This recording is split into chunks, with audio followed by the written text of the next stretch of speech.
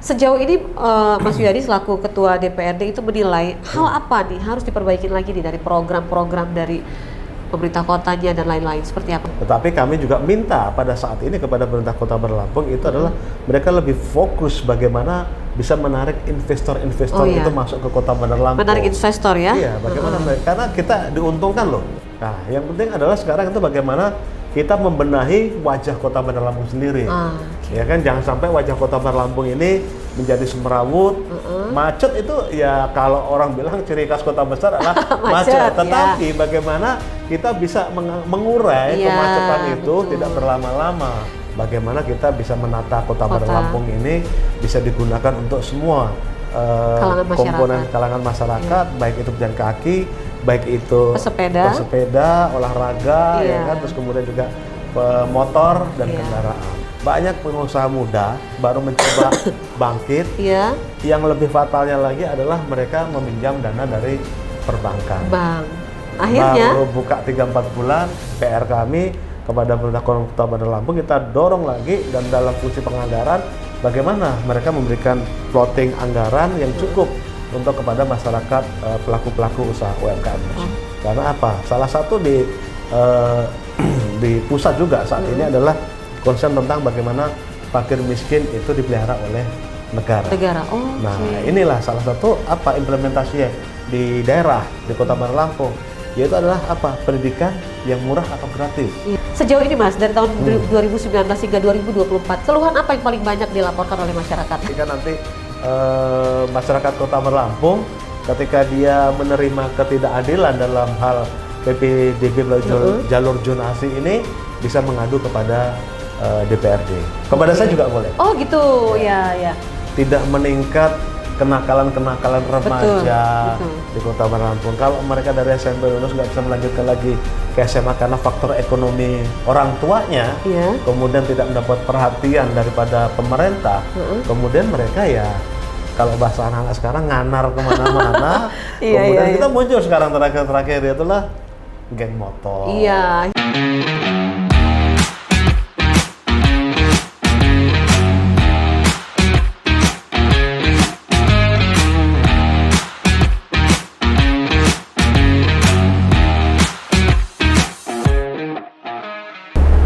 Assalamualaikum warahmatullahi wabarakatuh. Pemirsa, kita berjumpa dalam Rilis Corner untuk episode kali ini. Saya Novi Balga akan menemani Anda kurang lebih 30 menit ke depan bersama Ketua DPRD Kota Bandar Lampung atau yang biasa kita panggil Mas Wiyadi. Assalamualaikum Mas. Waalaikumsalam. Sehat ya Mas? Alhamdulillah. Baru sampai loh dari acara apa tuh kemarin di Puncak perayaan Hall Bung Karno. Hall Bung Karno baru sampai. Gelora Bung Karno. Iya, baru sampai mendarat langsung ke sini kita culik. Kita pengen tahu nih Mas Wiyadi, dalam periode 2024 ya? Iya, 2019-2024 itu boleh tahu nggak sih Mas sudah berapa perda yang disahkan di DPRD Kota nih Mas? Berdasarkan perda yang kita punya itu ada 38 raperda. Ya, dan sampai saat ini sudah ada sekitar 26. Oh, dikit lagi ya? 26. Dan tahun ini rencananya sekitar 8 perda. Tahun ini? Kira-kira bisa tercapai nggak tuh? Ya insya Allah, kita kejar terus ini, kita genjot karena ya kita sama-sama paham 2 tahun kemarin kan cukup. Karena COVID ya? Iya, cukup kemarin kita pergerakan nggak leluasa. Karena banyak anggaran kita refocusing untuk kegiatan penanggulangan COVID. Oke.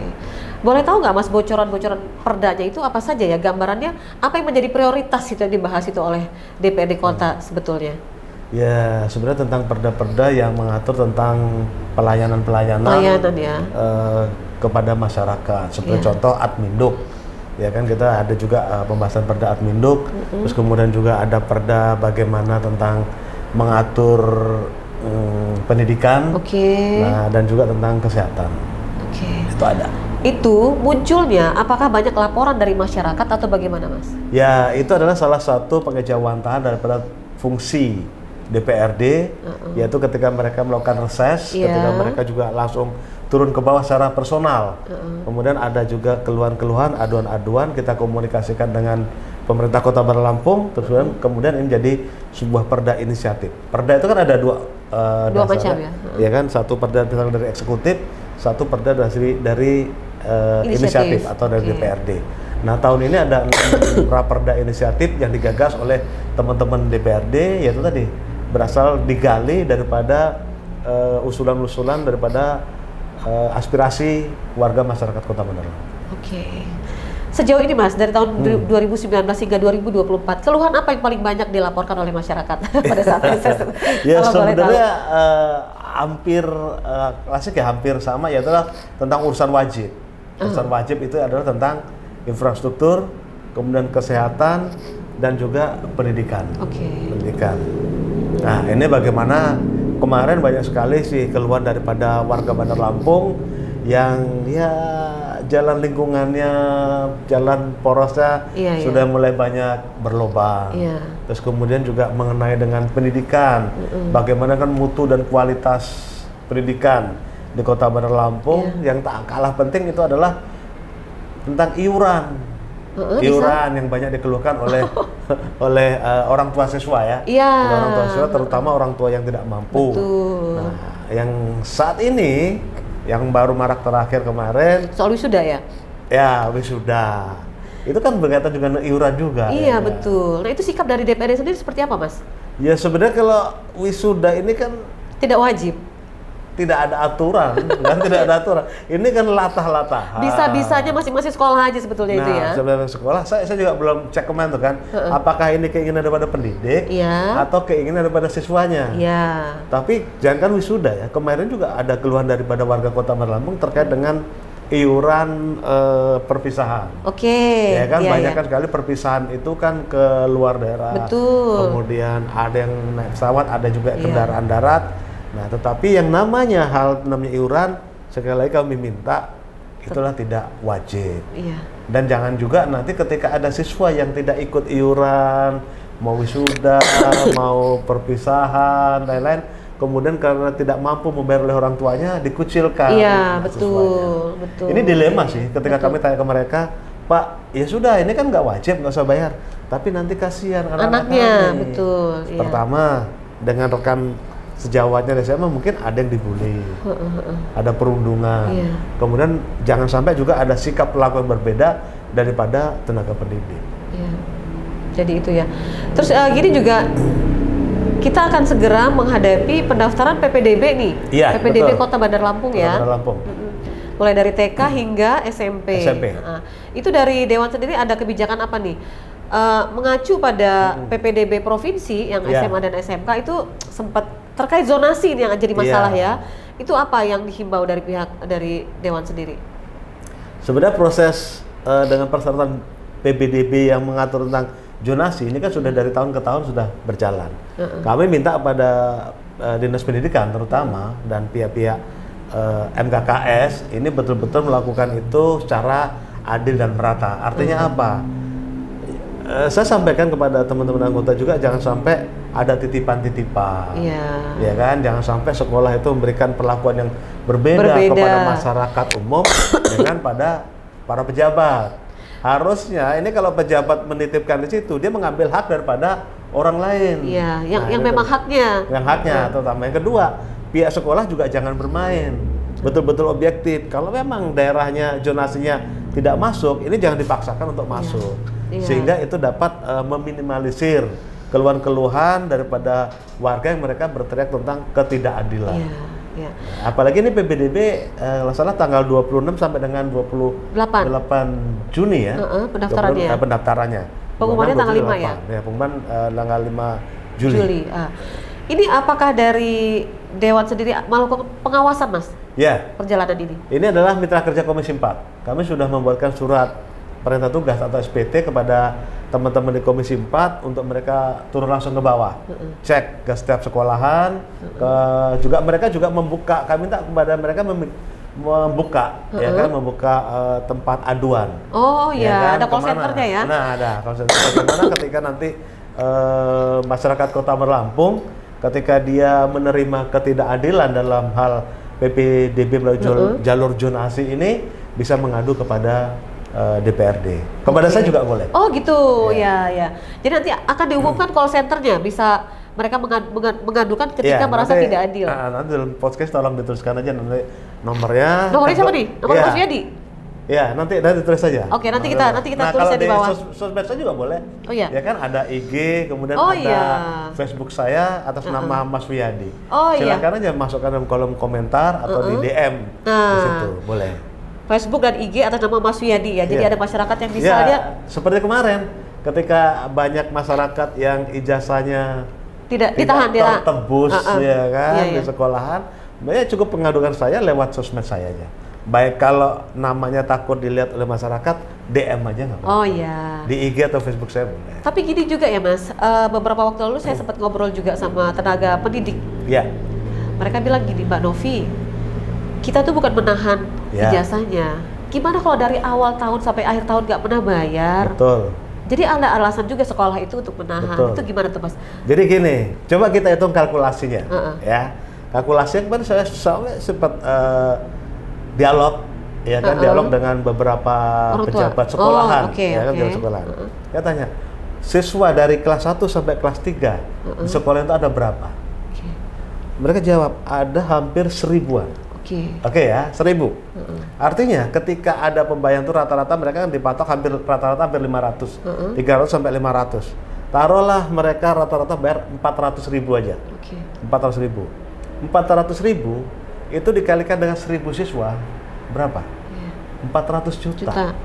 Masa nggak bisa nutupin yang lain gitu? Sekarang kita hitung lah, berapalah setiap tahun honor tenaga guru, Oke. honor, berapa operasional sekolah untuk listrik, AC dan lain-lain.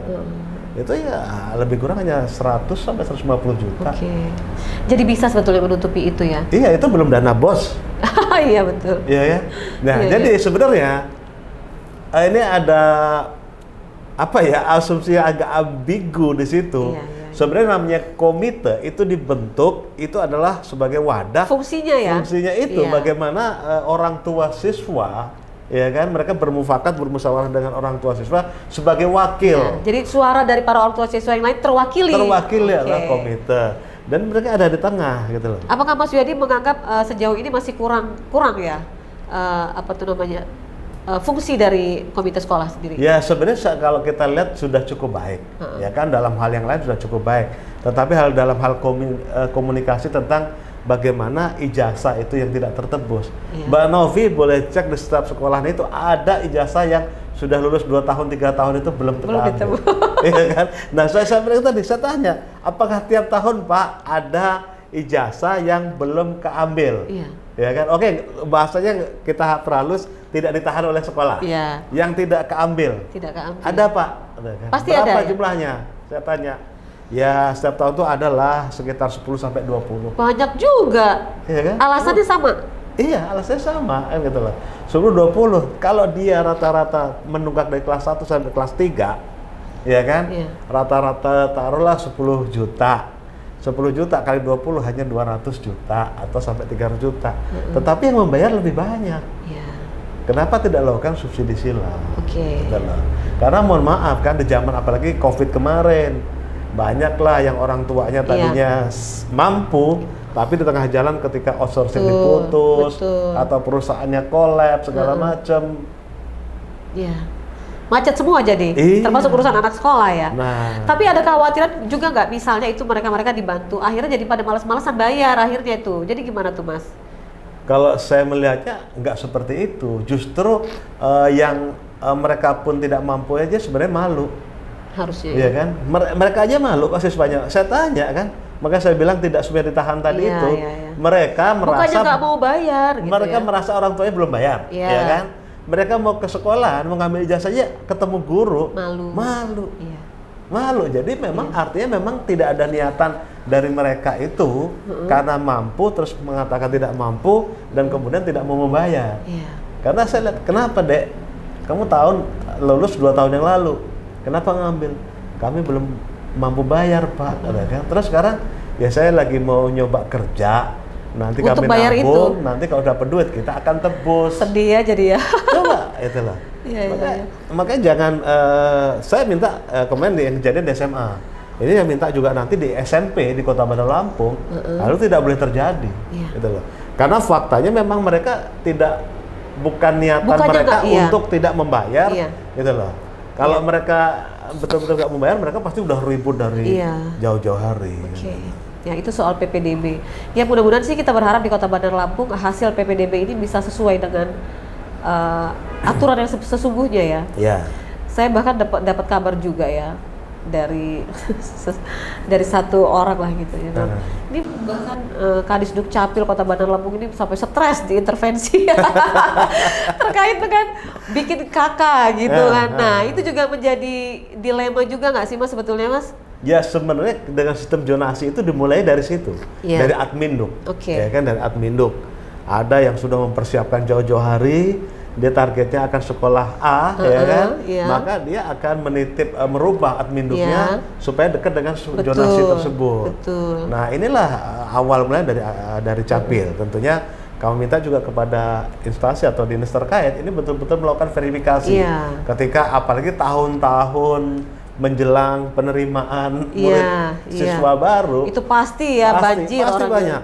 Pasti banyak. Kemarin juga kita cek ada masih berapa puluh ribu warga Kota Bandar Lampung yang belum melakukan perekaman. Iya kan? Nah, ini kita nggak tahu apakah itu juga masuk yang mulai pindah-pindah tersebut. Concern dari DPRD Kota Bandar Lampung sendiri untuk di periode ini itu ada nggak concern tertentu? Ini pendidikan udah pasti ya. Kalau untuk apa tuh namanya pemuda prestasi pemuda di luar akademik itu seperti apa Mas? Ada nggak tuh dari kalau DPRD sendiri membuat perda terkait dengan itu supaya mereka bisa yang punya prestasi khusus itu mereka bisa difasilitasi sampai ke tingkat yang lebih tinggi, jenjang yang lebih tinggi. Di olahraga misalnya. Ya sebenarnya kita kemarin juga komitmen di bidang pendidikan karena SMA itu adalah kewenangannya sudah bukan di kabupaten kota ya kan? Dan kita tidak menginginkan bahwa yang siswa-siswi yang tadi dia masuk SMP melalui jalur billing billing itu tidak bisa melanjutkan lagi ke jenjang SMA. Itu bisa saja terjadi karena memang tidak mampu mahasiswanya. Oleh karenanya, bahkan kita dengan pemerintah Kota Lampung juga mencoba mengkaji itu dan membuat kebijakan bagaimana kita tidak intervensi di SMA, tetapi memberikan semacam stimulan atau beasiswa. Beasiswa kepada siswa-siswi yang lulus di SMP untuk melanjutkan lagi jenjang yang lebih tinggi, yaitu SMA. Nah, jadi ya ini salah satu treatment kita juga bagaimana tidak meningkat kenakalan-kenakalan remaja di Kota Bandar Lampung. Kalau mereka dari SMP lulus nggak bisa melanjutkan lagi ke SMA karena faktor ekonomi orang tuanya, kemudian tidak mendapat perhatian daripada pemerintah, kemudian mereka ya kalau bahasa anak-anak sekarang nganar kemana-mana, kemudian kita muncul sekarang terakhir itulah geng motor. Akhirnya ya. Dan lain-lain. Betul. Ini agak marak juga baru-baru ini di Bandar Lampung. Kita cukup prihatin lah. Itu terkait juga dengan angka kemiskinan nggak sebetulnya di Kota Bandar Lampung ini seperti apa, Mas?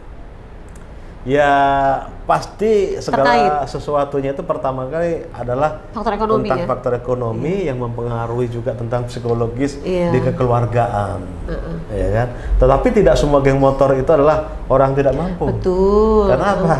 Mereka punya motor. Iya, berarti mampu ya. Ya kan, berarti mampu kan. Gitu. Nah sekarang bagaimana dari cerminan kita selaku pejabat di Kota Lampung itu memberikan edukasi kepada warga Kota Lampung agar sekolahan, kemudian orang tua dan masyarakat lingkungan sekitar itu memberikan perhatian yang agak lebih. Ini perlu agak lebih masalahnya, berbeda dengan tahun-tahun yang lalu. Ini cukup marak. Kalau kita lihat yang kemarin, yang sungguh memprihatinkan buat kita semua, orang masyarakat banyak yang komen tuh, saya lihat di sosmed, ada oknum anggota kepolisian. Iya kan? Dikeroyok oleh anggota geng motor. Nah, ini akhirnya banyak masyarakat umum menyatakan itu anggota loh. Itu aja nggak ditakutin sama mereka gitu ya. Apalagi kita ini yang hanya masyarakat biasa. Nah, itulah tentunya kita tidak bisa ini diselesaikan oleh aparat penegak hukum baik polisi maupun TNI. Tentunya ini harus bersinergi dengan seluruh elemen masyarakat di Kota Bandar Lampung. Satu yang ingin saya tanyakan juga Mas Wiyadi, kolaborasi DPRD Kota Bandar Lampung dengan Pemkotnya sendiri itu seperti apa?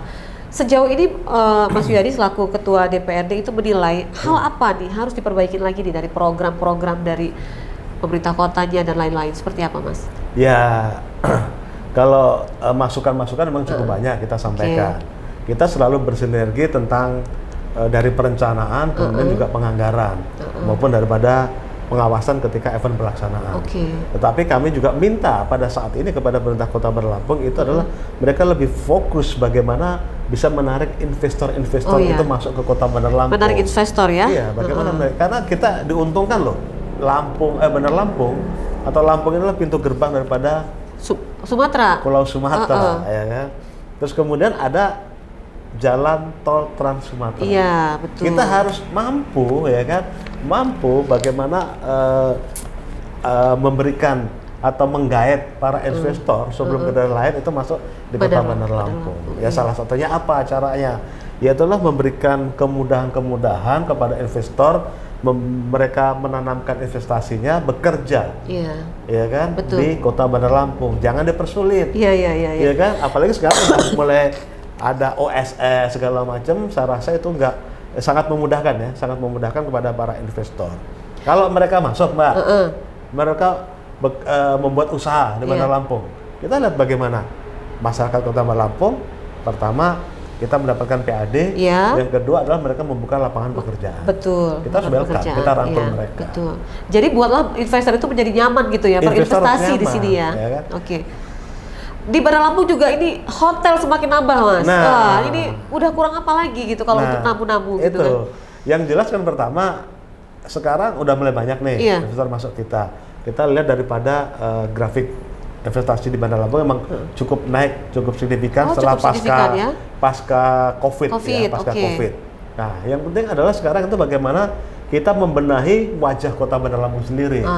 Ya kan, jangan sampai wajah Kota Bandar Lampung ini menjadi semerawut, macet. Itu ya kalau orang bilang ciri khas kota besar adalah macet. Tetapi bagaimana kita bisa mengurai kemacetan itu tidak berlama-lama. Ada cara untuk mengurainya, jangan dibiarin aja begitu jangan aja. Jangan sampai ada bahasa cuman macet itu adalah ciri kota besar. Enteng banget ngomong kayak gitu ya.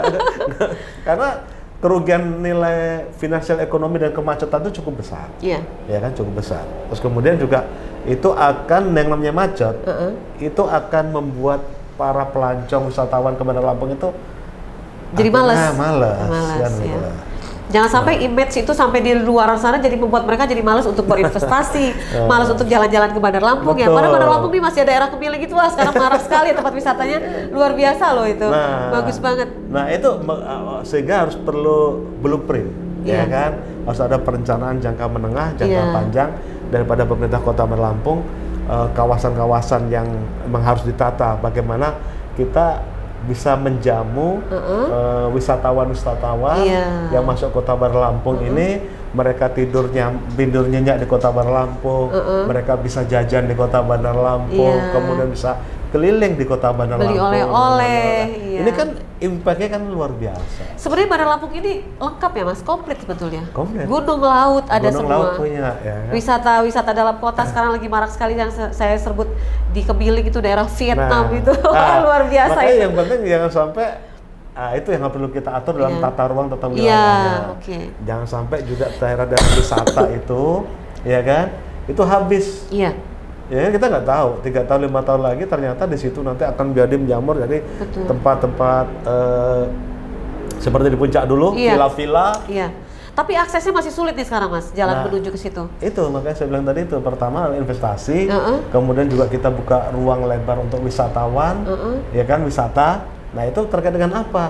Infrastruktur dan keamanan. Iya, betul sekali. Infrastruktur dan keamanan. Makanya jangan sampai orang tuh mau berinvestasi tuh, ada baru-baru ini di salah satu tempat yang saya sebut tadi, malah dibuat warga jadi nggak nyaman karena dikira ada sesuatu apa, padahal rasanya itu juga menjadi kurang nyaman juga orang untuk membuka usaha kalau begitu ya, Mas. Betul. Karena kan kenapa orang dulu banyak ke Jogja, sekarang banyak ke Solo? Karena mereka gang-gang kecil aja. Jadi tempat wisata ya? Banyak tempat wisata, terus kemudian juga fasilitas infrastrukturnya itu luar biasa, jalannya halus. Kemudian yang memang di agak penataan kita di wajah Kota Bandar Lampung, tengah kota, itulah tentang trotoar. Ya kan, daerah pedestrian. Kalau kita lihat, kita mulai masuk di kota Surabaya, kita lihat di kota Semarang, kota Solo, bahkan di Palembang, rata-rata trotoar mereka sudah enak, nyaman, mereka jalan kaki. Nah, punya kita ini masih kecil dan kemudian juga masih banyak jalan 3 meter, sama turun belum ada lagi. juga ini loh, jalan khusus untuk pesepeda ya Mas. Yang goes itu kan sekarang marak sekali ya. Iya. Hanya di beberapa titik saja yang ada jalur goes, sisanya itu nyampur-nyampur juga akan Iya. jadi membuat jadi kurang nyaman juga di perjalanan gitu. Iya, Itu betul. bagian dari yang harus Nah ini diperbaiki. menjadi PR buat kita semua Iya. tentunya. Bagaimana kita bisa menata Kota Bandar Kota. Lampung ini bisa digunakan untuk semua Kalangan masyarakat. komponen kalangan masyarakat, baik itu pejalan kaki, baik itu Pesepeda. olahraga, Iya. ya kan, terus kemudian juga motor dan Iya. kendaraan. Ulang tahun kemarin HUT Kota Bandar Lampung, apa yang mau disoroti oleh Dewan sendiri, Mas? Nah, Keberhasilan Kota Bandar Lampung di tahun ini. Mungkin misalnya gimana, Mas? kita selalu menyampaikan kepada pemerintah Kota Bandar Lampung itu untuk selalu membackup tentang kebangkitan pengusaha-pengusaha UMKM. Oh, UMKM ya. Karena 2 tahun berlalu kemarin, ini banyak sekali para UMKM ini terdampak. Karena Bahkan ada yang gulung tikar, nah itu, banyak sekali. saya banyak keluhan-keluhan kemarin ya kan, salah satunya mereka baru marak-maraknya ketika itulah warung-warung kopi, kafe-kafe kopi, Iya, ya iya. kan? Banyak pengusaha muda baru mencoba bangkit. Iya, Yang lebih fatalnya lagi adalah mereka meminjam dana dari perbankan. Bang. Akhirnya Baru buka 3-4 bulan dihantam COVID, ya kan, kita ada. kredit macet jadi. Nah, itu kan, Pak. Iya, iya. Jadi kemarin banyak saya lihat di apa namanya ya? Kalau di sosmed, di aplikasi yang TikTok. jual beli marketplace yang jual Marketplace, beli barang-barang second, Iya, ya iya. kan? Mereka baru ambil 3-4 bulan Iya, karena dijual ingin lagi. menutupin angsuran, jual lagi. Iya. Nah, ini kami minta kepada pemerintah Kota Lampung ini juga mereka memberikan Kesempatan. goodwill mereka dan perhatian khusus Oke. bagaimana memberikan suntikan-suntikan Iya. modal, ya Tinggal kan? dibentuk programnya seperti apa gitu ya untuk Nah, kemudian memudahkan. kita sebenarnya ada waktu sampai itu ada namanya Ekor, kemudian di Bank Wawai juga ada program. Nah, ternyata ini belum, ketika kami kemarin berkunjung ke Bank Wawai, ini belum berjalan efektif. Oh. Dinas Koperasi juga belum berjalan terlalu efektif. Oh gitu. Nah, Oke. ini yang perlu kita dorong lagi, PR kami kepada pemerintah Kota Bandar Lampung, kita dorong lagi, dan dalam fungsi penganggaran bagaimana mereka memberikan plotting anggaran yang cukup untuk kepada masyarakat pelaku-pelaku usaha UMKM tersebut. Oke, baik. Pertanyaan terakhir Mas Wiyadi, ini kan sudah hampir habis periode ya Mas ya? Setahun lagi lah. Setahun lagi kurang lebih ya. Habisnya tahun bulan apa sih itu? Agustus 2024. Agustus 2024. 18 Agustus 18 Agustus 2024. Target apa sih dari Dewan Kota sendiri untuk menuntaskan semuanya di satu periode ini Mas? Ya, tentunya kita menginginkan salah satu adalah urusan wajib dulu ya. Kita meminta dorong sekiranya agar urusan wajib tentang infrastruktur, kesehatan, dan pendidikan Oke. ini betul-betul dapat dirasakan manfaatnya oleh masyarakat Kota Baik, Bandar Lampung, oke. sudah cita-cita bangsa. Iya. Karena apa? Salah satu di pusat juga saat ini adalah concern tentang bagaimana fakir miskin itu dipelihara oleh negara. Oh, Nah, oke. inilah salah satu implementasinya di daerah di Kota Bandar Lampung, yaitu adalah pendidikan yang murah atau gratis, Iya. kesehatan pelayanan yang optimal dengan biaya yang murah atau gratis. Iya. Kemudian adalah yang kunci salah satu yang sangat efektif di kota itulah infrastruktur. Iya. Bagaimana infrastruktur itu bisa dirasakan oleh manfaatnya untuk seluruh masyarakat Kota Bandar Lampung. Kalau infrastrukturnya baik, insya Allah ekonomi juga dapat berjalan dengan baik. Iya. Para investor juga akan menanamkan dimanapun wilayah sudah diatur dalam Perda RT RW, itu mereka juga aksesnya juga baik, insya Allah ekonomi juga meningkat. Iya, gitu. Jadi itu kan saling bersangkutan. Kalau semuanya sudah baik, jadi ekonomi masyarakat juga Betul. insya Allah akan semakin baik. Karena nggak mungkin mereka berdiri sendiri-sendiri. Betul, Mereka betul. berdiri Saling sendiri. keterkaitan itu Saling ya. keterkaitan. Baik. Mas Wiyadi, terima kasih sekali sudah berbincang dalam program Release Corner. Bagaimana kita bisa mendapatkan gambaran dan penjelasan langsung dari Ketua DPRD Kota Bandar Lampung, tanggapan beliau tentang bagaimana Kota Bandar Lampung saat ini dari sisi pendidikannya juga yang lain-lainnya, infrastruktur, bagaimana juga supaya para investor itu bisa datang dengan senang hati ke Bandar Lampung, berinvestasi di sini dan nyaman. Ya. Nah, PAD pun akan semakin meningkat dan Kota Bandar Lampung akan semakin maju Ya, gitu. betul. Mudah-mudahan. Terima kasih Mas Wiyadi. Oke. Sukses selalu. Mudah-mudahan lain waktu kita Amin. bisa ngobrol lagi. Makasih Amin. Mas ya. Assalamualaikum. Salam. Nah, pemirsa, demikianlah program saya dalam Release Corner bersama Ketua DPRD Kota Bandar Lampung, Mas Wiyadi. Kita akan berjumpa lagi dalam program yang sama dengan tema dan narasumber yang berbeda. Saya Novi Balga mewakili kerabat kerja yang bertugas undur diri. Sampai jumpa dan wassalamualaikum warahmatullahi wabarakatuh. Waalaikumsalam. Terima kasih Mas.